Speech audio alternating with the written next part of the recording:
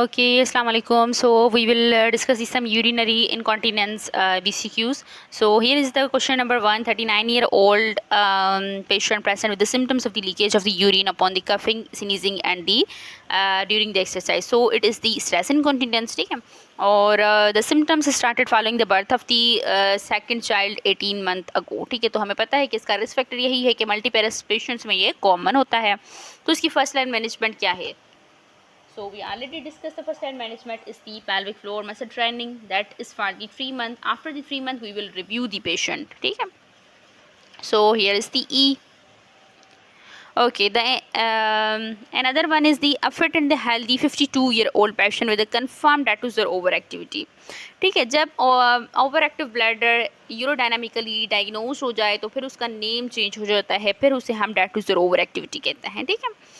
सो उसने डायटूजर over activity उसको है और उसने कॉलर्जेटिक मेडिसिन भी ली है और सेकेंड लाइन मेरा बैकग्राउंड भी ली है, बट उसको रिलीफ नहीं हो रहा. तो अब उसको हम क्या ऑफ़र करेंगे? अब हम उसको इन्वेसिव प्रोसीजर के लिए ऑफ़र करेंगे, that is the botulinum toxin injection into the bladder. So here is the a.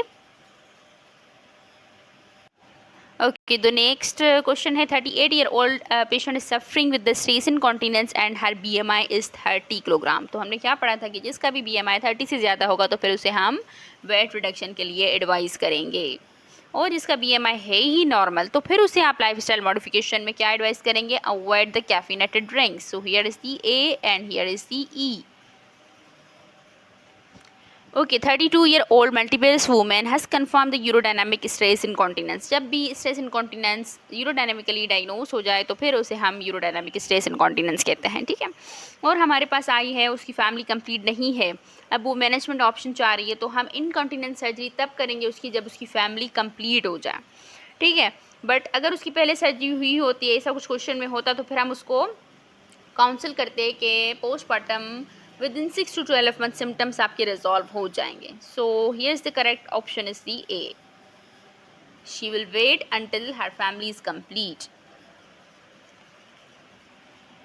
Okay, so another one is the 52-year-old patient present with the history of the suggested overactive bladder but also the complaining of the fecal incontinence. जब भी overactive bladder के साथ fecal incontinence हो तो फिर हमारा जो management option होता है वो होता है sacral neuromodulation, जो दोनों को कवर करेगा. ठीक है.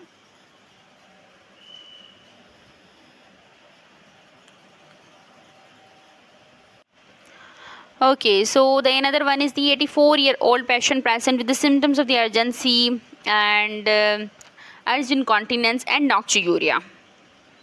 Okay, तो इट मीन्स कि इसको क्या है? ओवर एक्टिव ब्लैडर है. ठीक है, तो ये तो इसके सिम्टम्स है ना, हम पढ़ चुके हैं कि urgency, frequency, nocturia, these are the symptoms of the over active bladder. The patient is taking the several medications for other medical condition. A diagnosis of the overactive bladder is made. Okay, so she is taking the anticholinergic, that is the oxybutynin, but side effect की वजह से she cannot tolerate the anticholinergic medicine. So what will you give now? So basically old age में वैसे भी हम ऑक्सीब्यूटिन नहीं देते, old age में हम ट्रोस्पियम क्लोराइड देते हैं. ठीक है, जो एल्डरली पेशेंट हमारे पास आते हैं तो फिर उसमें हम ट्रोस्पियम क्लोराइड देते हैं, ऑक्सीब्यूटिन नहीं देते ओवर एक्टिव ब्लैडर में. So here is the